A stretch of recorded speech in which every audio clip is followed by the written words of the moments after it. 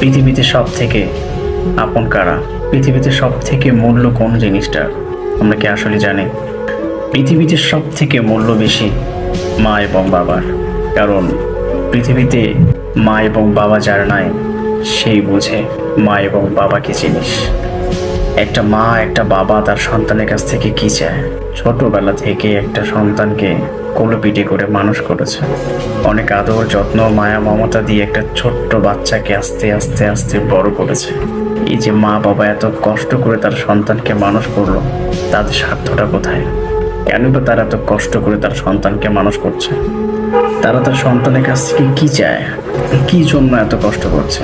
নিজে না খেয়ে তার সন্তানকে খাওয়াচ্ছে, সন্তানের পড়াশোনার খরচ চালাচ্ছে, সে যেন বড় হয়ে বড় চাকরি করে, অনেক টাকার মালিক হয়, অনেক ভালো থাকে, অনেক সুখে থাকে, তার শরীর স্বাস্থ্য ভালো থাকে। সব দিকটা মায়ের